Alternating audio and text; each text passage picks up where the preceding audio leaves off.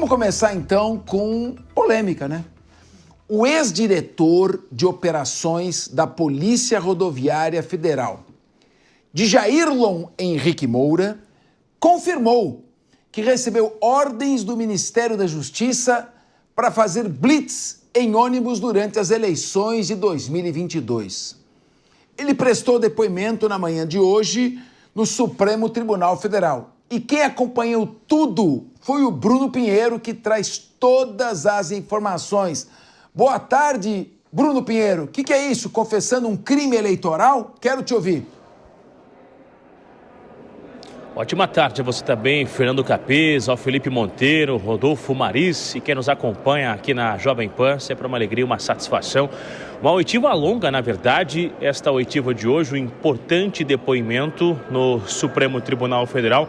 Essas audiências que estão acontecendo de forma remota e, de fato, veio essa revelação que diversas reuniões aconteceram no Ministério da Justiça, tanto com os agentes da Polícia Rodoviária Federal, da Polícia Federal, com os secretários do Ministério da Justiça e com Silvinei Vasquez, que é o ex-diretor da Polícia Rodoviária Federal, e também o ministro Anderson Torres. E eles colocaram à disposição cerca de 5.000 homens da Polícia Federal e 4.000 homens da Polícia Rodoviária Federal. E que ainda foi informado que onde os agentes da Polícia Federal tivessem dificuldade de chegar, os agentes da Polícia Rodoviária Federal iriam auxiliá-los, iriam chegar até eles conseguirem acessar e esclarecer, e investigar essas informações. Que a ideia era justamente o quê? Acompanhar ônibus que estavam saindo de São Paulo e do Centro-Oeste, indo para a região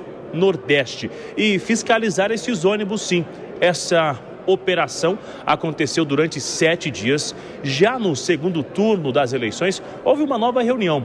Ainda que tinha uma ordem do ministro Alexandre de Moraes que esse tipo de operação não acontecesse naquele final de semana do segundo turno das eleições, no último dia 26, antes das eleições, já tinha uma ordem de serviço para uma nova operação.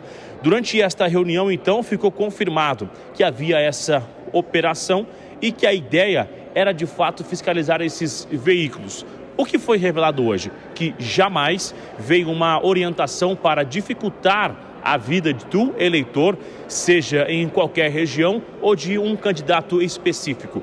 E que essa operação do segundo turno não aconteceu exclusivamente na região do Nordeste, e sim em todos os estados da federação. E que essas abordagens levaram em torno de 15 minutos, ou seja, que foi algo muito rápido, mas que ainda assim veio uma ordem, mesmo que ignorando esta decisão do ministro Alexandre de Moraes. Um dia antes de iniciar as eleições, já à noite, por volta de 8 da noite aproximadamente, chegou esta decisão do ministro. A assessoria da Polícia Rodoviária Federal não quis fazer um questionamento se isso só estava sendo direcionado para os carros ou para os ônibus, e aí ainda assim essa operação aconteceu. Eles reafirmam que a ideia era impedir o transporte de valores e até mesmo de eleitores também. Diante disso, acabou sendo necessário o ex-diretor da Polícia Rodoviária Federal ser chamado pelo ministro Alexandre de Moraes para dar esclarecimentos e na mesma hora ele autorizar que essa operação encerrasse. Um dia importante hoje, com várias revelações, além disso, sobre a agência de inteligência também. Rapidamente, só para a gente entender que no dia 2 de janeiro já alertava tanto o GSI como órgãos do governo federal de que tinha esse convite nas redes sociais para uma manifestação. Até o dia 6, esse convite não tinha uma alta adesão, mas entre os dias 6 e os dia 8 de janeiro, isso aumentou em muito. Só para se ter uma ideia, no dia 8 de manhã, mais de 100 ônibus já estavam aqui na capital federal. E somente no dia 8, às 8h50 da manhã, que a agência de inteligência recebeu uma informação que houve uma assembleia aqui na capital federal e que os manifestantes iriam ter um acompanhamento, um movimento lá do acampamento até aqui na esplanada dos ministérios, e foi justamente quando essa invasão aconteceu. Então, de acordo com a agência de inteligência, eles tinham a informação, esses alertas e esses relatórios foram enviados para o GSI e para órgãos do governo federal. Na reta final também informaram a Secretaria de Segurança do Distrito Federal, e aí a gente já sabe qual foi o desfecho dessa história, acabando com as invasões aqui na capital federal e se tornando esse inquérito de oitivas que estamos acompanhando no Supremo Tribunal Federal. Fernando Capês. Excelentes e precisas as informações do Arguto repórter Bruno Pinheiro. Vamos agora debater aqui entre nós estas informações. E eu vou começar já com o Felipe Monteiro. Ao contrário do que eu perguntei, o depoimento, Felipe, foi no estilo de que foi realizada, o Ministério da Justiça deu uma ordem absolutamente legal que para fiscalizar transporte de dinheiro vivo vindo da região centro-oeste e sudeste para irrigar as eleições de maneira em caixa 2, as eleições ali do Nordeste, e combater também o transporte de eleitores, que é muito comum, sobretudo nas cidades mais do interior, mais afastadas da região Nordeste, e que ocorreu em todo o país. E o segundo ponto importante que eu quero que você comente é que, de acordo com a ABIN, as informações prestadas pela ABIN, o governo federal já em 2023, esse governo aqui, tinha todas as informações de que haveria uma manifestação. E, no entanto, não houve ali um policiamento, nada que protegesse os próprios do Palácio do Planalto, do Congresso Nacional e do prédio do Supremo Tribunal Federal. 2 depoimentos importantes. Como é que você os vê e como é que eles podem contribuir para a análise do que verdadeiramente aconteceu? Narrativa versus fato. Capês, na minha opinião, esse exemplo ele mostra a histeria da discussão política no Brasil nesse momento, não é? A narrativa durante as eleições era que o governo, por meio do Ministério da Justiça e da Polícia Rodoviária Federal, estaria impedindo os eleitores de votarem ao fazer blitz. Mas é normal, em período eleitoral, ter blitz na rodovia do país todo. É normal, por exemplo, a Polícia Rodoviária Federal se articular para evitar que políticos paguem ônibus para transportar eleitores, o que é proibido por lei. É normal a Polícia Rodoviária Federal fazer operação para impedir a mobilização de dinheiro financeiro, né, para irrigar, por meio de caixa 2, a compra de voto de eleitores no Brasil inteiro. E aí a narrativa diz que, o quê? Diz que a Polícia Rodoviária Federal estaria impedindo os eleitores de chegarem no seu local de votação, o que é uma mentira, né, o que é uma baita mentira, até porque a operação, em média, durou 15 minutos cada uma das operações. Agora, por outro lado, é bom lembrar um fator que eu acho que é importante, que na véspera da operação, o Alexandre de Moraes e o Tribunal Superior Eleitoral havia dado uma orientação para não ter operação policial rodoviária federal. Então, você vê claramente que, por outro lado, né, apesar das operações serem normais, né, durante as eleições, havia uma determinação da Justiça, a gente pode até avaliar se essa determinação é legal ou é ilegal, mas havia uma determinação da Justiça de que não poderia ter nenhum tipo de operação da Polícia Rodoviária Federal. Então, no meu entender, né, apesar de achar normal, né, a operação Polícia Rodoviária Federal, não dá para a gente também achar que é normal a Polícia Rodoviária Federal, o Ministério da Justiça, não cumprir uma ordem da Justiça Eleitoral, não é? Então, aí é a minha questão maior. Agora, a narrativa que eu ia colocar aqui, que eu acho um absurdo, é achar que a eleição iria mudar por conta da Operação Policial Rodoviária Federal. Até porque, Capês, fez uma conta aqui básica, né? Um ônibus cabe em 30 a 40 pessoas sentadas. Se tivesse 1.000 ônibus, é 40 mil eleitores, o que nem chegou perto de 1.000 ônibus. Ou seja, essa narrativa dizendo que essa Operação Policial Rodoviária Federal tinha o condão de mudar o resultado das eleições é uma baita de uma narrativa falsa que não tem nenhum amparo na realidade. Então, ô João Belucci, é isso que eu não entendo. A função da Polícia Rodoviária Federal não é vigiar as estradas, as rodovias, e numa época de eleição não é impedir o trânsito de dinheiro, sacos de dinheiro, de caixa 2, para pagar eleitores, para pagar a boca de urna. Não é a função da Polícia Rodoviária Federal fiscalizar o trânsito nas rodovias para ver se tem transporte de eleitores, se tem ônibus lotado de eleitores que receberam dinheiro para votar, levando esses eleitores até as urnas? E aí, como é que a Justiça Eleitoral diz? Não pode fiscalizar. Essa questão que eu não consigo entender. E a narrativa que é colocada aqui pelo nosso querido Felipe Monteiro. Eu queria que você analisasse isso e também o fato de que a ABIN já tinha avisado que ia ter a manifestação. Como é que uma manifestação ali de 3, 4 mil pessoas andando por Brasília, que se deslocaram do Brasil inteiro, ninguém nas rodovias não ficou sabendo, a ABIN não soube, não teve tempo de proteger os prédios. Então, esses 2 pontos aqui que são depoimentos importantes, que também não podem ser desconsiderados. Queria te ouvir, porque eu não entendi por que esses depoimentos foram de testemunhas de defesa, quando, na verdade, tinham que integrar a investigação desde o início. Pois é, boa tarde, Capês, todos os colegas da mesa e toda a audiência. A gente vê essa história, né, do tal do golpe, ela tem várias, para ser bastante, assim, conciso, várias pontas soltas. E essa é uma das principais, essa questão dos ônibus. Como o Felipe mencionou aqui, uma simples conta de matemática provaria que, ainda que se fizesse operações em todas as estradas, parassem muitos e muitos ônibus, o efeito eleitoral seria muito, muito pequeno. É dever, é mistério, é incumbência da Polícia Federal essa fiscalização das estradas, vem fazendo, é sempre por amostragem, seria impossível fiscalizar todos os ônibus, todos os carros que passam. Então já é naturalmente uma fiscalização por amostragem, igual ocorre em fronteiras, aqui na Tríplice Fronteira, não tem como parar todos os carros, todos os ônibus. Então, já é uma coisa assim. Todas essas histórias relativas ao golpe, sempre que você dá 2 passinhos para trás, espera aí, igual essa questão, a Polícia Federal ia parar um monte de ônibus para ter impacto eleitoral. Vamos ver aqui, igual que o Felipe falou, 40 ônibus, enfim, 4 mil ônibus, o que seja. O impacto eleitoral é muito pequeno em termos de Brasil, quando tem milhões e milhões de eleitores. Então, assim, o sufrágio ocorreu, todos votaram, que quiseram votar ou não, quem anulou, enfim, parte das pessoas sequer estava indo ao Nordeste, como foi colocado, ônibus saindo de São Paulo e do Centro-Oeste com destino ao Nordeste, muitas nem estavam indo para votar, muita gente sequer vota, a abstenção é da ordem de quase 1/3 dos eleitores, então muita gente sequer tem essa preocupação eleitoral, essa preocupação política. E aí cria-se toda essa história, né, o ataque às urnas, que seria impossível você atacar uma urna, né, teria que dar uma pancada na urna, ataque ao sistema eleitoral, o sistema eleitoral não pode ser questionado? Enfim, né, são várias dessas questões, como foi colocado pelo Bruno Pinheiro perfeitamente, as operações duraram em média 15 minutos, bastante rápidas, então assim, não teve o impacto. Você tem até hoje o Braga Neto, se salvo o melhor juízo, ainda está preso há várias semanas, na minha visão não tem uma justificativa, e agora tem esses depoimentos, né, Capês, que está uma grande confusão, porque os inquéritos, eles foram misturados, prolongados os prazos.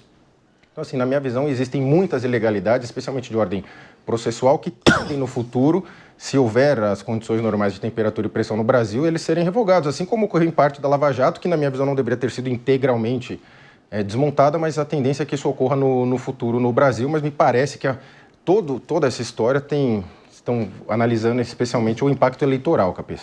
Pois é, Priscila Silveira, a gente sabe que o crime organizado tem um papel muito importante na desorganização das eleições.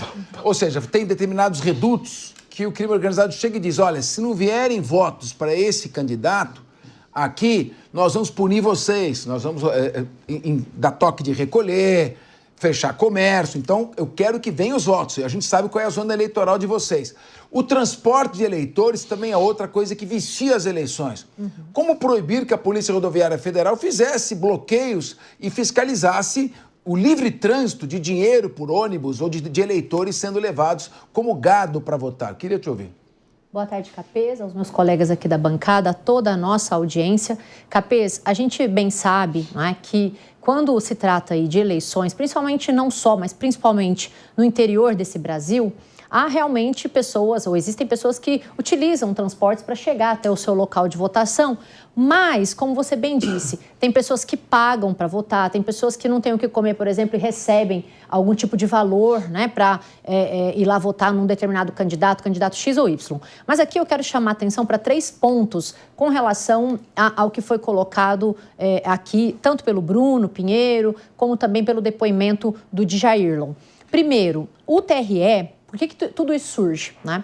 O TRE disse que essa blitz que estaria proibida, né, que seria uma atividade da Polícia Rodoviária Federal, mas que não deveria ser feita, poderia ter atrasado pode ter atrasado a chegada das pessoas no local da votação. Primeiro, não se afirma que isso aconteceu, né? Então, esse é o primeiro ponto. Segundo ponto, aqui trazido até pelo Bruno, o próprio depoente aí, o Djairlon, ele disse que os ônibus não eram exclusivos do Nordeste e a determinação de se fazer essa abordagem, né, para poder ver se tinha transporte ilegal de votantes aí, não se restringe ao Nordeste, mas a gente bem sabe que no Nordeste está a maior concentração daquelas pessoas que votam para o atual governo. Então, isso chama um pouco a atenção, né? Não exclusivo, mas a maioria.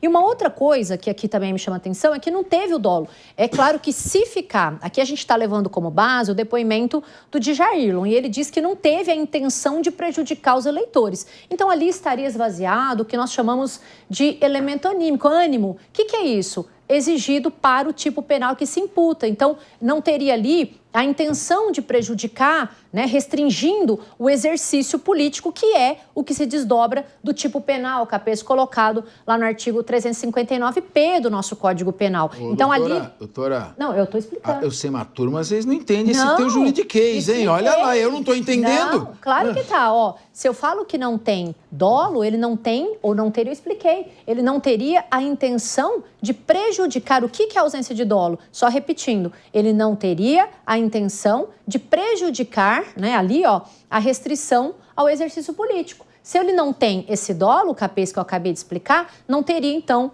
a configuração do tipo penal lá, que se chama aí restrição do exercício político. E, por fim, não menos importante, ele também fala que não foi a intenção dificultar o acesso, o que também vai ao encontro do que ele diz, porque 15 minutos não teria... É claro que se 15 minutos ele é feito próximo das 5 horas, aí sim prejudicaria. Mas 15 minutos, bem antes de se fecharem os portões, não teria por si só a possibilidade também de atrasar essa votação. Então, nesse sentido, eu não visualizo, né, omissão ou condutas que poderiam ser imputadas, tais como foram colocadas. Agora, só um parênteses para fechar. Ele disse aqui, né, que ele recebeu ordens do ministro Anderson Torres, né? Se ele recebe ordem e essa ordem é cristalinamente legal, o que é isso, Capês? Eu não posso, o meu chefe mandar eu cair, eu enquanto funcionário público. Se meu chefe manda eu cair num buraco, eu não posso cair, colocando em letras aí, né, mais fáceis de serem entendidas. Então ele deveria, se isso era ilegal, ele não poderia ter feito. Então ele deveria ter falado, olha, eu não vou fazer a paralisação aí, não vou fazer a abordagem porque é ilegal. O que eu não visualizo é ilegalidade. Rodolfo Maris. Tivemos uma aula aqui agora, Capês. Uma aula agora sobre o processo, né? Bom, boa tarde, Capês. Boa tarde, meus amigos de bancada, você que está em casa. Aqui eu vejo 2 pontos que a gente tem que discutir. Primeiro, a proibição do TSE lá em 2022 sobre blitz e apostas em dias de eleições. Essas blitz foram feitas quando? Em que momento essas blitz foram autorizadas pelo ministro Anderson Torres? Até então, o ministro Anderson Torres. Será que cabia ao Anderson fazer essas blitz ou não? Nós não sabemos de fato, porque essa é a grande briga jurídica que ocorre agora lá no STF. O que poderia e o que não poderia. O Anderson Torres, na sua condição de ministro, ele tinha autoridade para manter essa blitz, ou tinha que seguir a ordem do então ministro do TSE de não ter blitz nesses dias? Você vê que eles lá começam a brigar, né? Eles brigam entre eles em relação a isso, e cabe a nós tentar colocar como uma comunicação clara o que de fato está acontecendo.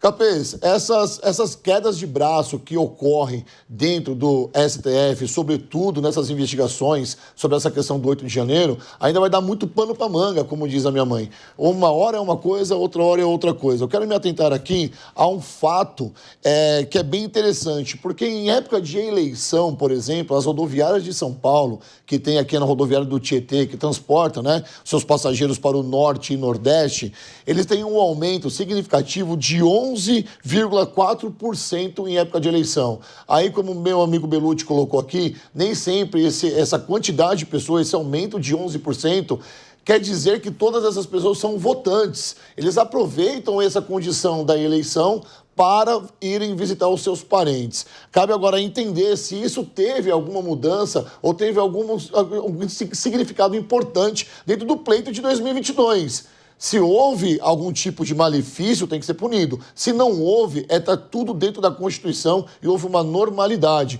já que cabe à Polícia Rodoviária Federal fazer essas blitz. Aí eu volto aqui no princípio da minha oratória. Cabe agora ao TSE tentar colocar aqui se o Anderson Torres tinha essa autorização para fazer essas blitz ou não, uma vez que as eleições ocorreram de forma legítima. Agora, meu querido Felipe Monteiro, eu queria convidar aqui o nosso telespectador, ouvinte. Se você tiver interesse, entre no site Consultor Jurídico Conjur. Em setembro de 2024, olha, já vai fazer um ano, né? Eu escrevi um artigo criticando uma portaria da Justiça Eleitoral, do Tribunal Superior Eleitoral, que proibia blitz. Eu dizia o seguinte: portaria do Tribunal Superior Eleitoral pode prejudicar a ação da Polícia Rodoviária Federal contra transporte ilegal de eleitores. Tá? Se a produção tiver, depois eu coloco para vocês darem uma olhada nesse artigo. E é sobre isso que eu quero perguntar para você, meu querido Felipe Monteiro. Tem uma lei antiga, que é de 1974, que é a Lei Etelvino Lins, é a Lei 6.091 de 1974. Ela diz o seguinte: ela proíbe terminantemente o transporte de eleitores e considera crime o transporte de eleitores. E a Polícia Rodoviária Federal tem a obrigação legal de vigiar as estradas, realizar blitz para impedir o transporte de eleitores para voto de cabresto. Você consegue imaginar o que teria motivado a Justiça Eleitoral a proibir que a Polícia Rodoviária Federal fiscalizasse transporte de eleitores e realizasse os bloqueios nas rodovias? Ô, Capelli, não sei se você se lembra que durante as últimas eleições, estava sendo discutida exatamente a ideia de transporte gratuito para eleitor, se a prefeitura poderia fornecer transporte para os seus eleitores irem votar. Então, estava tendo uma discussão naquele momento muito grande sobre isso, né, sobre usar o transporte, né, de uma forma propositiva para facilitar o acesso dos eleitores na sua votação, né, no seu distrito eleitoral. Então, naquele momento, né, todo o TSE estava discutindo a legalidade dos municípios oferecerem transporte gratuito, estava tendo uma discussão muito grande também em várias situações, empresas podendo oferecer ou não transporte gratuito para os eleitores. Então, nesse contexto, né, de discussão de oferecer transporte gratuito, mesmo sendo contra a lei, isso é importante destacar, né, há uma legislação que não foi revogada, né, continua em vigor, dizendo que não pode ter transporte ilegal de passageiro, mas naquele contexto, não é, o TSE decidiu, naquele momento, que toda operação da Polícia Rodoviária Federal de blitz para obstaculizar os eleitores seria, de certa forma, ilegal por conta desse contexto de discussão naquele momento, né? Se o TSE está exacerbando a sua função ou não, essa é outra discussão. Mas o fato é que havia essa discussão naquele momento, por isso que o TSE, naquele momento, por meio do Alexandre de Moraes, que era o presidente na época, resolveu dar essa ordem para toda a Polícia Rodoviária Federal, para o Ministério da Justiça, não parar os transportes de passageiro nas rodovias federais. Pois é, mas, meu querido João Belucci, eu vou insistir nesse ponto. Por exemplo, o Tribunal Regional Eleitoral do Rio de Janeiro chegou a alterar 53 locais de votação em 2024, afetando 170 mil eleitores por influência do crime organizado e do dinheiro ilegal que irriga as eleições. Dinheiro que vem de corrupção, dos mais variados meios. Essa corrupção vem, o dinheiro acaba sendo utilizado para isso e o crime organizado, paralelamente à corrupção, também atua. Eu não entendi como coartar a ação da Polícia Rodoviária Federal, que está fiscalizando as estradas, verificando se tem transporte de eleitores, se tem dinheiro sendo transportado. Felipe Monteiro colocou bem, ou seja, isso aí é para facilitar o trânsito de eleitores. Esse foi o objetivo. Ou seja, não tem blitz porque isso vai tornar mais rápido o deslocamento. Agora, você pode adiar o resultado das eleições, prorrogar em alguns estados a duração do período de votação. Não teria outro meio a não ser proibir a Polícia Rodoviária Federal de trabalhar? Pois é, Capês, e você veja, a determinação de não se fazer blitz nas rodovias, então facilitaria imensamente para o crime organizado, para o crime. Não vamos fazer blitz aqui, então toca o barco aí, o crime organizado. Então não faz sentido nenhum essa determinação, vídeo até que veio de um tribunal, para um órgão vinculado ao Poder Executivo, que é a Polícia Federal. Então, causa muito estranhamento. Tudo que aconteceu naquele período eleitoral, que é o que é questionado, e depois ensejou a tal da narrativa, na minha visão, narrativa do tal do golpe. E você vê que a gente tem a tal da votação eletrônica aqui no Brasil. Se ela é eletrônica, enfim, a gente deveria poder votar do nosso celular, não precisaria ir até o local. Então, ela é eletrônica mais ou menos. Então, vota do celular, acessa aqui o TSE, faz o seu Face ID, seu facial e vota de casa. Poderia ser. Aí também. Não, poderia ser, não poderia. É uma discussão para o futuro. Uma tecnologia. Então, ela é uma eletrônica, só que é presencial. Então, Ô, Felipe, não adianta você tentar desestabilizar, porque nada tira a concentração e a calma do João Belucci. Pode bater, ele vai seguindo na linha dele, ninguém pode prosseguir, João, que você não tira a tua concentração, ele nem altera o tom de voz, pode ir.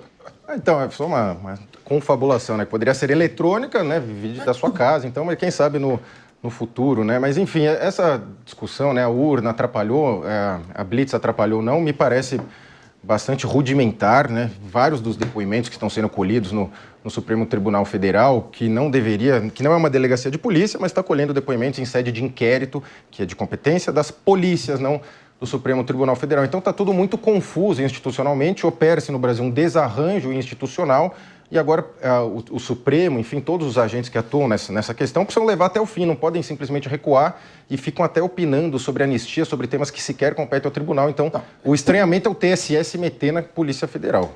Rodolfo Maris, se eu tiver sempre que me colocar contra a polícia ou a favor da polícia, eu vou ficar a favor. Existe uma minoria que são maus elementos. Eu vi até um vídeo me chocando, executando um motoboy caído no chão, mas isso é exceção. Eu sempre estarei ao lado da polícia. Por quê? Olha só. Tem que ser a favor ou contra? Não dá para ser contra quando tem que ser contra? Eu sou a favor institucionalmente, é isso que eu quero dizer. Não é questão de dicotomia o bem e o mal. Como um todo, como instituição, eu sou a favor da polícia sempre. Então, olha aqui.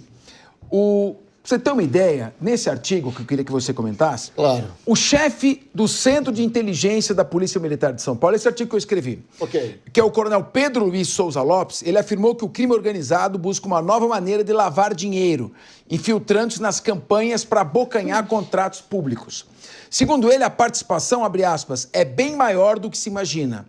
Não dá para falar se são 100 ou 200 municípios, mas tem vários com indícios palpáveis de alguma movimentação importante do tráfico de drogas para participar como financiador de campanha eleitoral. Sim. Se a Polícia Rodoviária Federal não puder fazer bloqueio, blitz em estradas, parar ônibus, verificar quem está transportando dinheiro, porque no período eleitoral é dinheiro sujo para tudo quanto é lado. Então, eu prefiro estar ao lado da Polícia Federal e dizer, se isso vai atrasar a votação, prorroga esse horário de votação. Por isso que eu não entendi essa proibição de atuação da Polícia Rodoviária Federal, a quem rendo mais uma vez as nossas homenagens. Queria falar com você. Pois é, Capês, essa é uma pergunta que fica no ar. Por que o TSE proibiu esse tipo de operação na pré-eleição, né, ou até no dia da eleição, baseando-se em fatos de que o crime organizado movimenta milhões e milhões de reais, principalmente na questão quando se trata de lavar dinheiro. Eu tenho com os dados aqui, a fonte é a Agência Brasil, tá? Que fala sobre a campanha de 2022, a segunda fase,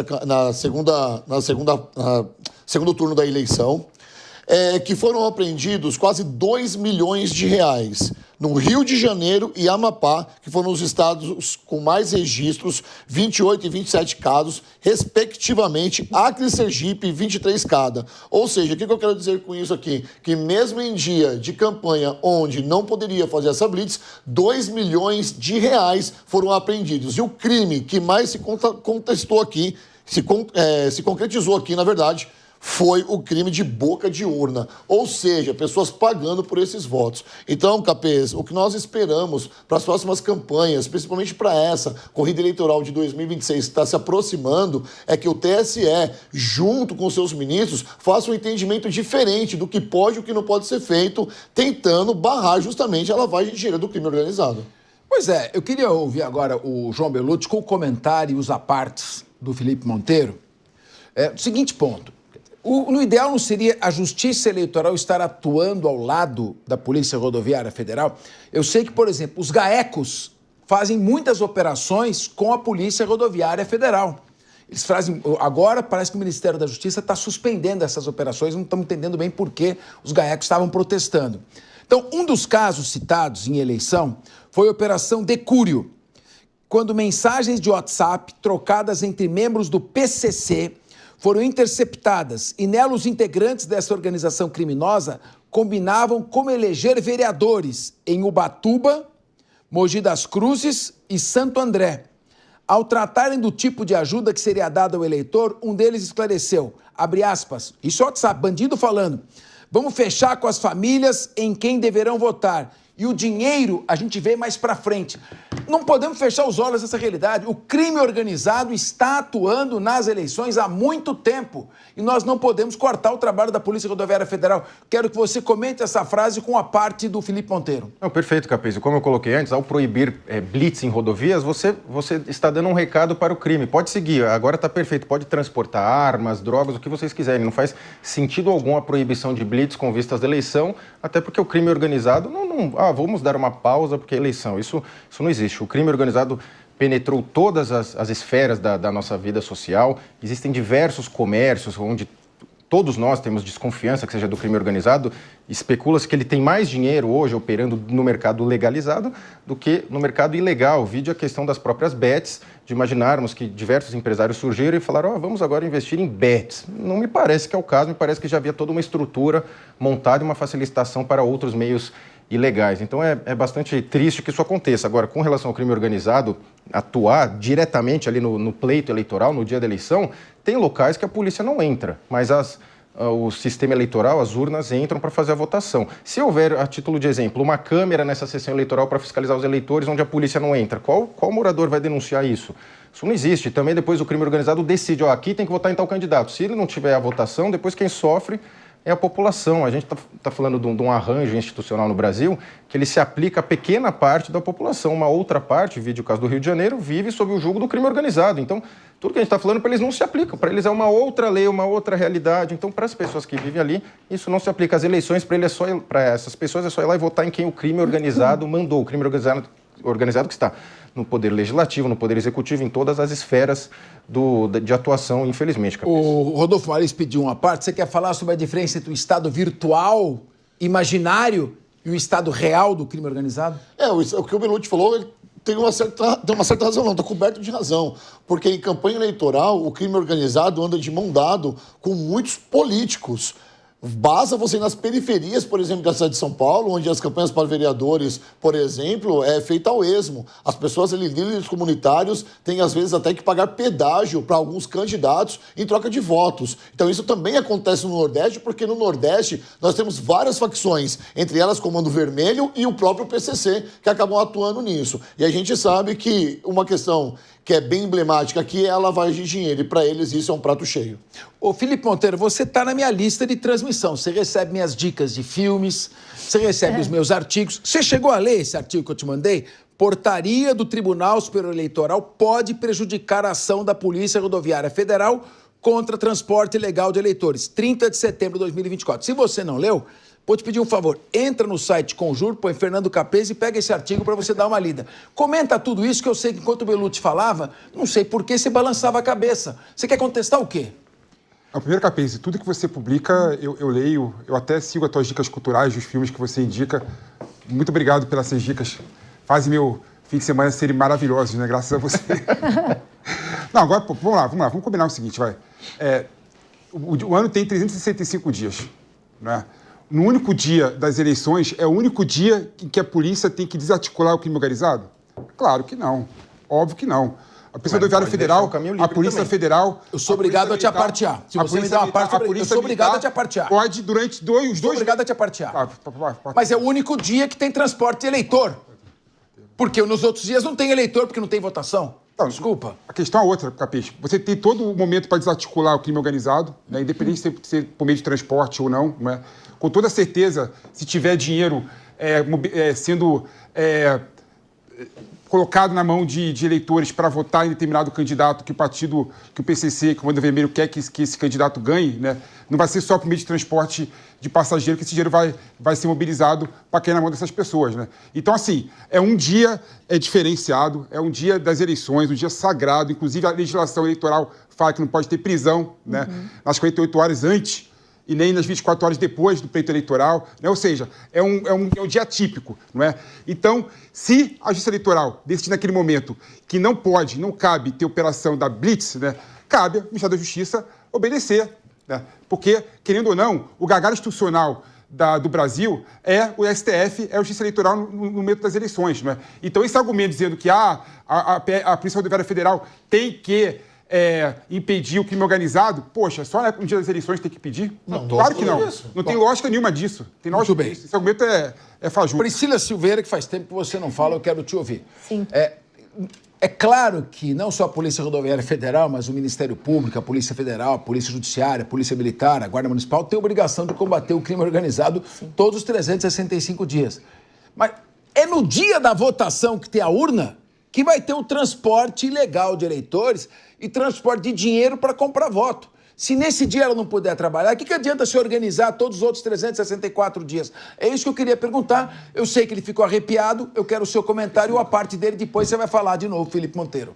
Você com o Felipe depois. Eu concordo com você em partes, Capês, em que sentido? Que o crime tem que ser combatido, sim, a todo tempo, o tempo todo. Aqui eu só quero dizer que vocês estavam discutindo a questão da competência do TSE, né? De fato, a competência é privativa do TSE para poder adotar providências que sejam necessárias para, de alguma forma, né, que diga respeito à execução da legislação eleitoral. Agora, qual foi ali o fundamento que teria sido dado, né, e nem foi para combater o crime organizado, embora a gente saiba indiretamente que ele exista e que ele está ali mesmo, mancomunado, juntamente com as pessoas que querem lá determinados candidatos. Mas o ministro, ele alegou que fazer a blitz, ele teria ali uma fonte de denúncia pela polícia de que alguns candidatos estariam fazendo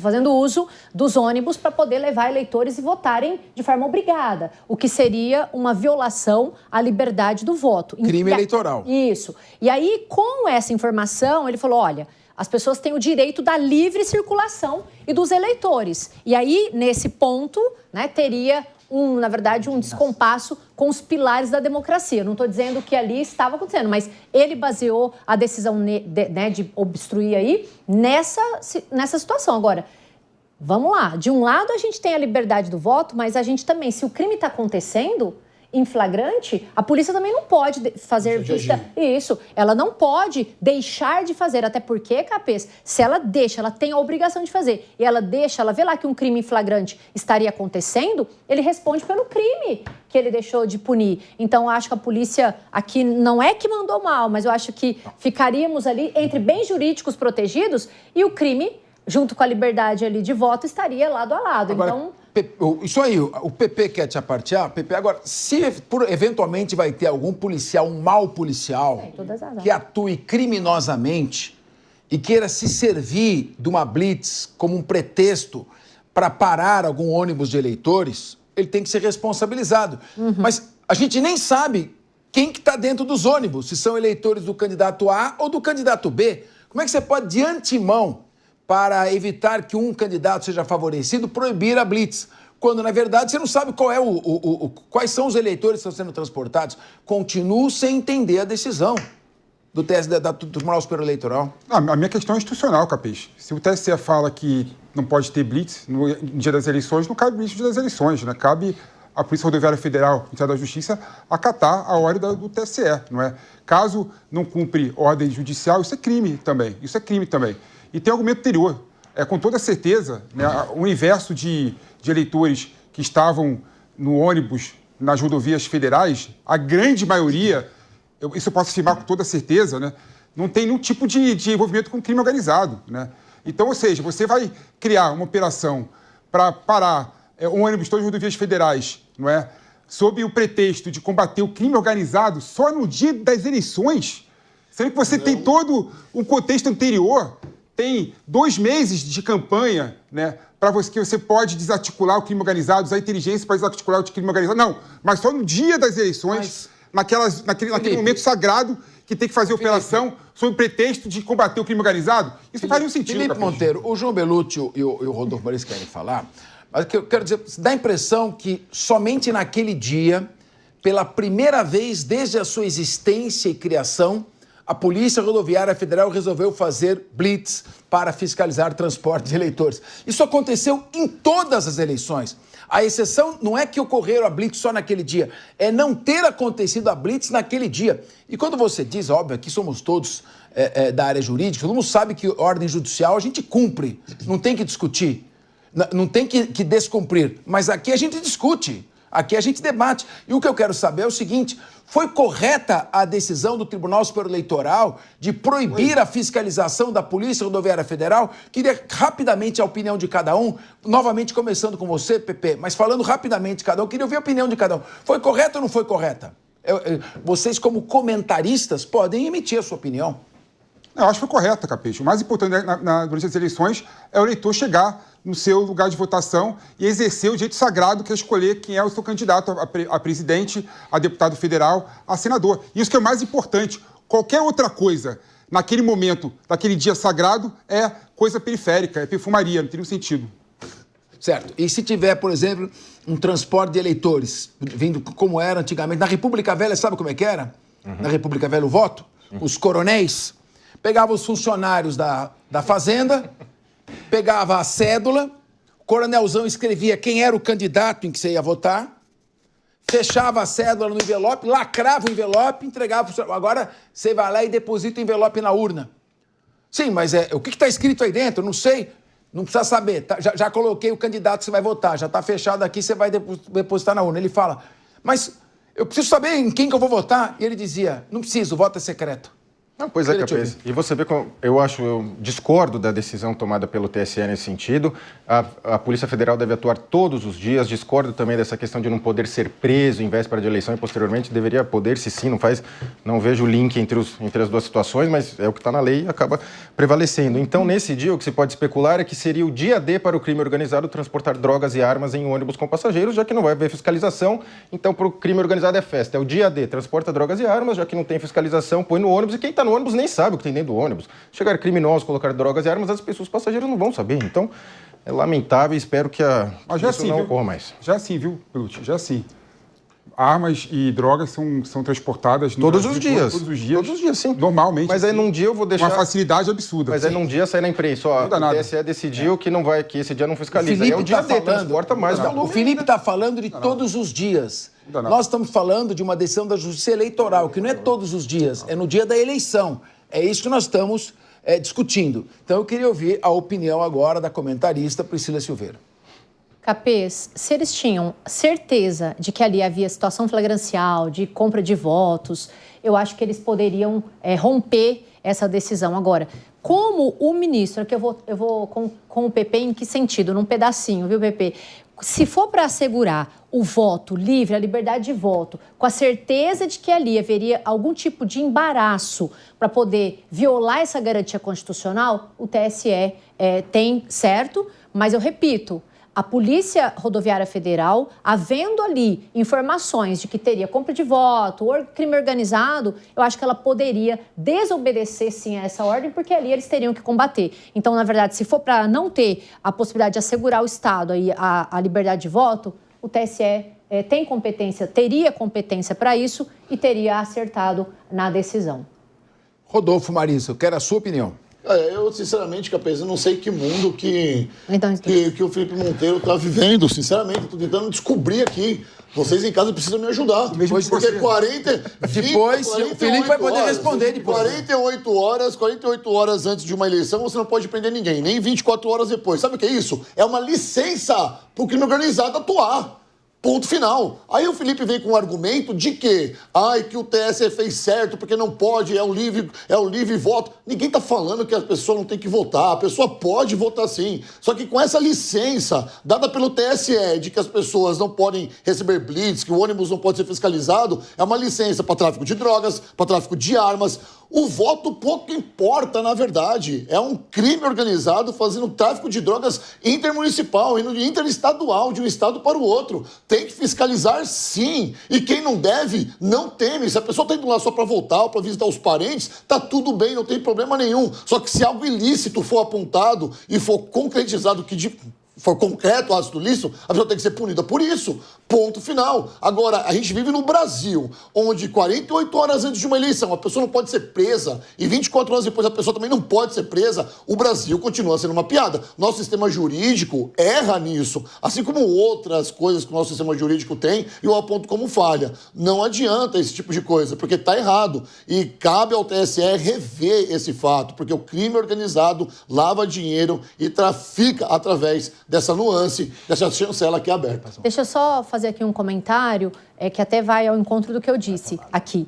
Não pode prender, Rodolfo, com mandado de prisão, mas em flagrante pode. Aí, só para complementar, sim, que você está certíssimo.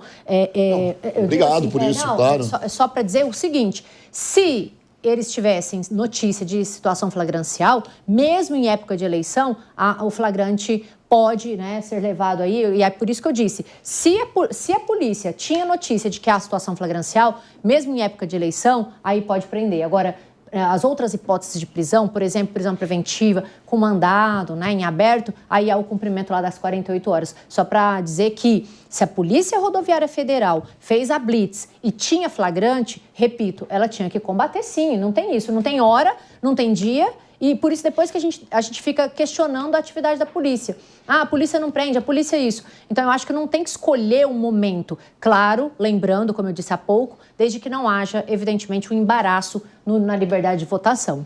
Agora, o Felipe Monteiro, ele perguntou, o Rodolfo Maris fez uma pergunta ácida. Em que mundo vive Felipe Monteiro? Que é belo amigo. Você tem direito de responder a essa provocação.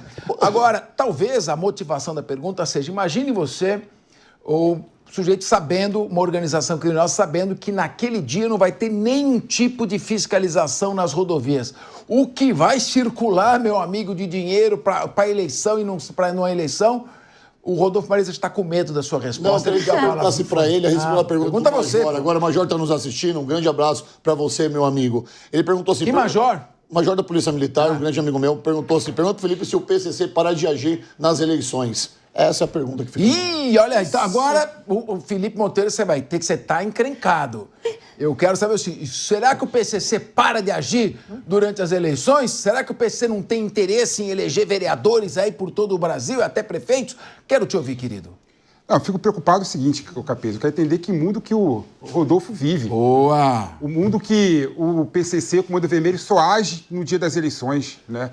Só atua no dia das eleições. O mundo em que a polícia é burra, não tem inteligência nenhuma, e achar que só combate o crime organizado fazendo blitz na estrada da Rodoviária Federal. É uma das ferramentas. Ou seja, simples assim, telespectadores, pensa comigo, simples assim, não pode blitz, né? Vamos lá, perfeito. Só você mapear o ônibus parou, né, no local, não é mais blitz ali, os eleitores saem, entra lá e faz a fiscalização do ônibus. Isso não é blitz. Existem muitas formas que você consegue agir com inteligência. Claro. Né? Então, esse argumento dizendo que o dia das eleições é um momento em que... É uma licença. O TSE dá licença para o crime organizado atuar, é conversinha para boi dormir, que não se sustenta quando você analisa sob uma ótica da lógica, não é? Muito bem. Então, completamente errado e equivocado. E outra, o PCC e o Comando Vermelho, o crime organizado, atuam, né, no Brasil todo de forma eficiente durante o ano todo, né? Então, não vai aumentar durante as eleições. E tem uma lógica, Rodolfo, por que não pode ter prisão durante as eleições? Sabe por quê? Tem município que tem poucos habitantes, tem poucos eleitores.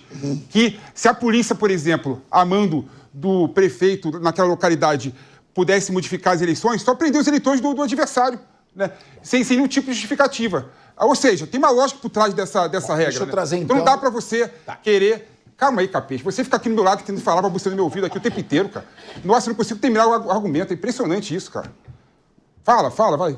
Dá a bola com você, vai. Eu quero que você termine. Não, agora você fica blá, me meu ouvido. Não, eu ia dizer que eu queria chamar para o debate o João Belucci, que faz tempo que não fala. Não dá para terminar para ele falar? Você pode terminar, eu quero te ouvir. Estava te ouvindo, por favor. Vai, Belucci, fala aí. Não. Tá bom. Então, a pergunta que eu ia fazer para o Belucci, já que você se recusa a prosseguir, é o seguinte.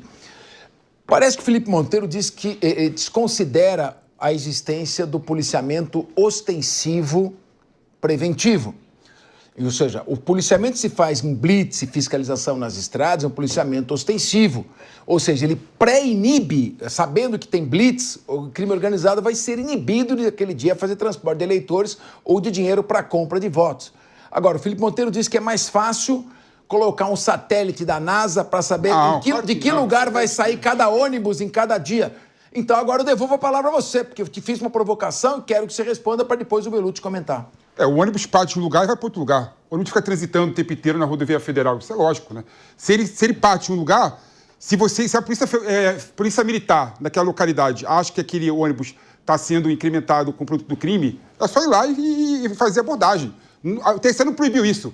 E ele vai para algum lugar e para em outro lugar, né? A única coisa que está proibida pelo TSE é blitz nas estradas federais. Parece, no mundo do Capês, no mundo do Rodolfo, parece que o traficante pega o ônibus e fica assim o tempo inteiro, só a rodovia federal, né? Sem nenhum tipo de parada, nenhum tipo de origem, fica assim o tempo inteiro. Eu estou fugindo, brincando, né? O traficante está brincando assim com os eleitores. Estou brincando aqui, por isso eu estou aqui dirigindo um ônibus cheio de drogas, cheio de armas, né? E não vou parar nunca, né? Aqui, conversinha para boi dormir. João Belucci, parece que o Felipe Monteiro pressupõe que a polícia tenha conhecimento do local e do horário em que sairão todos os ônibus nesse país para um determinado local para outro. Como se fosse possível fazer esse mapeamento previamente. Ônibus que vão sair de madrugada. Não há inteligência que dê conta num país com extensão continental como o Brasil, com crime organizado que fatura 331 bilhões de reais por ano e que tem ônibus, tem várias maneiras de corromper agentes públicos e conseguir fazer essa partida sem que a polícia saiba antecipadamente. Você está confundindo policiamento ostensivo preventivo de blitz com mapeamento e policiamento de inteligência. São coisas separadas. Elas podem estar juntas ou não. Eu nem tenho esse mérito. Não, você disse o quê? João Belucci, o que você achou do comentário, então, do Felipe Monteiro? Veja, essa questão que o PP mencionou da lógica da legislação que não permite a prisão antes da eleição e 48 horas depois, enfim, foi criada numa lógica antiga, de um país antigo, de uma era digital que sequer existia. Hoje ela não faz mais sentido e deveria ser debatida no Congresso ou até o próprio TSE revogar, redefinir essa questão legal.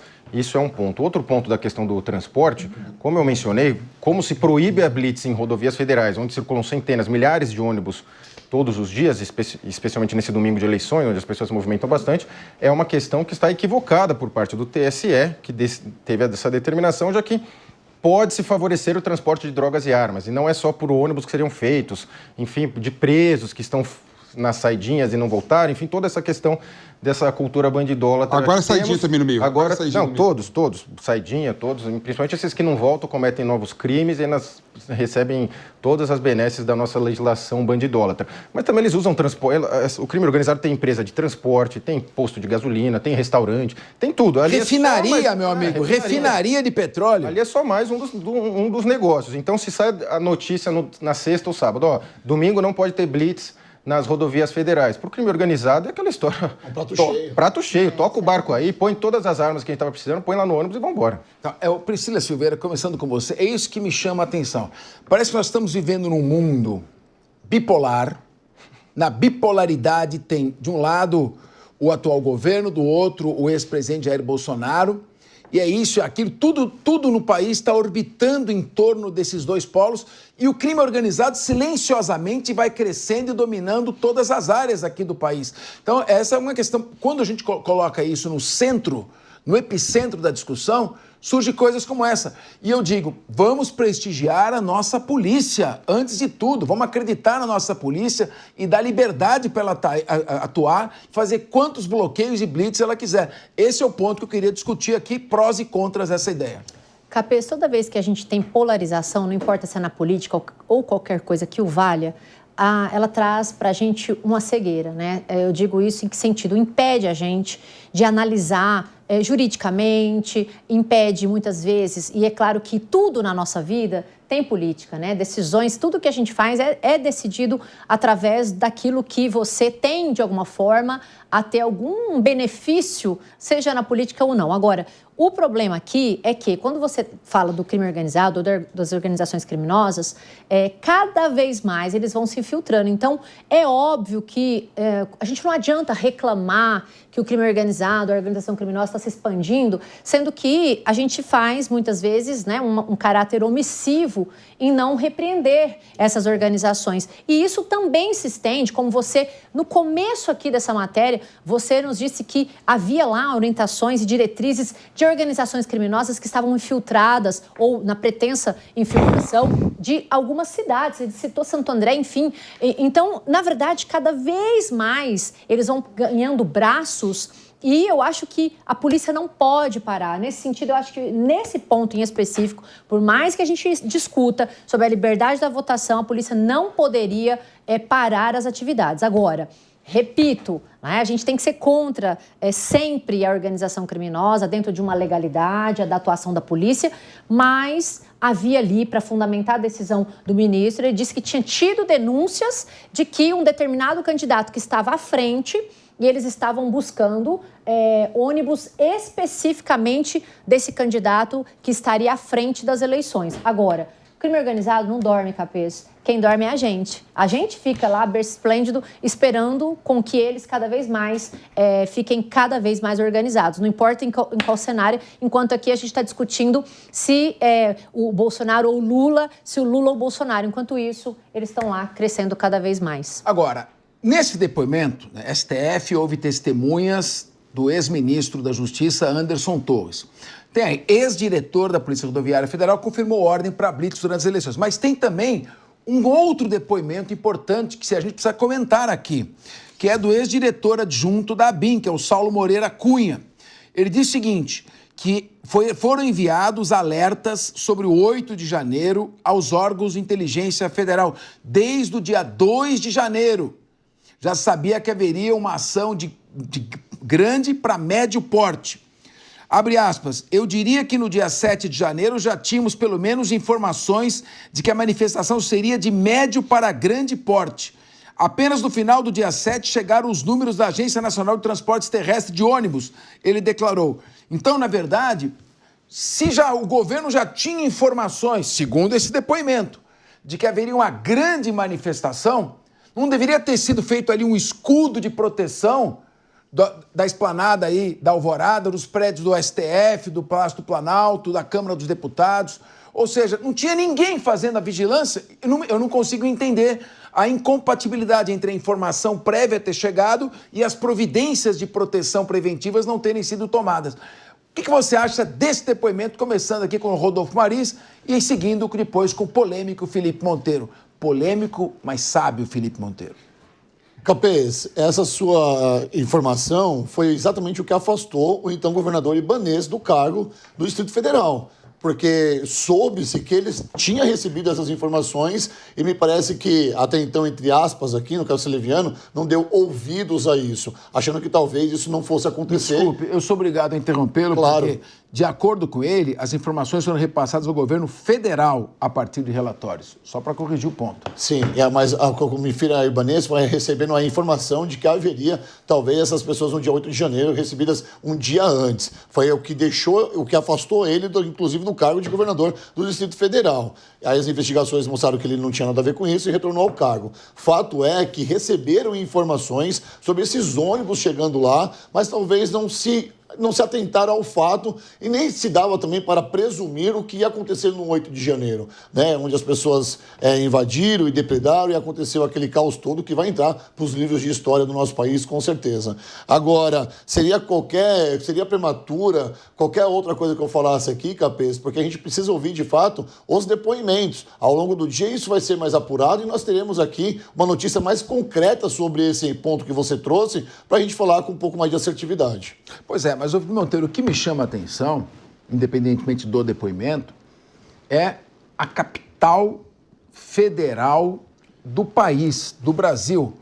A 9ª maior economia do mundo, o maior país da América Latina, a 2ª maior economia do hemisfério sul, um país importante como o nosso, com o sistema de inteligência que nós temos, com a Agência Brasileira de Inteligência, o gabinete institucional. seja a polícia do Distrito Federal, seja a Polícia Federal, seja as Forças Armadas, seja a polícia do Palácio do Planalto, seja do STF, seja do Congresso, ninguém organizou um bloqueio com policiais para impedir que as pessoas chegassem até lá, quando houve um deslocamento de ônibus de milhares de pessoas até lá.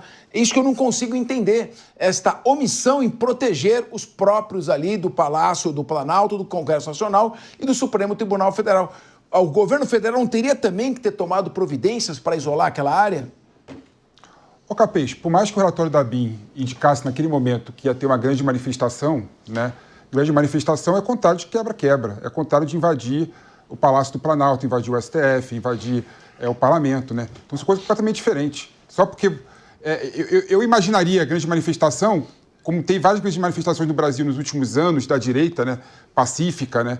Como algo normal e natural de uma democracia, né? Nunca imaginaria na minha cabeça que grande manifestação significaria, no final, a depredação do patrimônio público, no final, invasão de prédios públicos, no final, a ocupação do STF, a ocupação do Palácio do Planalto. Então, são coisas completamente diferentes, Capês. Agora, é claro, né, que no Brasil, né, poderia ter tido uma atitude mais proativa do governo federal e cercar o prédio público naquele momento. Poderia, mas isso estou falando agora, depois de anos, né, de meses que passou o 8 de janeiro. Né? Naquele momento ali, não sei se algo que não aconteceu antes no Brasil, né, pudesse acontecer naquele momento. Então eu vejo com naturalidade a grande manifestação da BIM como um grande poder de mobilização da direita naquele momento. Né? Agora, nunca imaginaria que fosse chegar ao ponto que chegou. Muito bem. João Belotti, eu acho que o Felipe Monteiro nunca imaginaria, porque ele, a despeito de ser um brilhante publicista e um brilhante advogado na área empresarial, ele não é uma figura da área da segurança pública. Evidentemente que ele não tem obrigação de imaginar. Agora, uma autoridade policial, uma autoridade militar, um Ministério Público, alguém que trabalha preventivamente com segurança pública, claro que tem a obrigação e o dever de imaginar que qualquer manifestação próxima a prédios públicos ela é potencialmente perigosa. E eu fico a imaginar como é que não se criou ali um escudo para proteger os prédios, a aproximação popular. As pessoas estavam subindo a rampa do Palácio do Planalto livremente, entrando no prédio do Supremo Tribunal Federal como se fosse uma quitanda. Isso realmente não choca a falta de policiamento ali? Até agora eu não consegui entender. Pois é, Capês, e você veja que as pessoas avançaram, me parece que houve alguma facilitação, se houve que essas pessoas sejam punidas, muitas estão sendo julgadas agora na questão do que se convencionou chamar de tentativa de golpe de Estado. Então, assim, se houve facilitação, que se puna. Se as pessoas invadiram os prédios, que se puna pelos danos ao erário, enfim, ao patrimônio público, isso deve ser punido de fato, como já há previsão na legislação. Como a gente vem sempre falando, não há toda essa materialidade para se configurar um golpe de Estado. Ao invés de tanques, haviam bíblias, ao invés de armas, havia um vendedor de algodão doce. Então, assim, falta ali os elementos básicos que a história nos ensina que seria necessário para um golpe de Estado, ainda mais num dia de domingo, sem expediente. Houve um quebra-quebra, isso é inegável. A narrativa do golpe, institucionalmente, né, vem ganhando, então não se sabe como vai ser a decisão. A tendência é que todos sejam condenados pela tal da tentativa de golpe de Estado.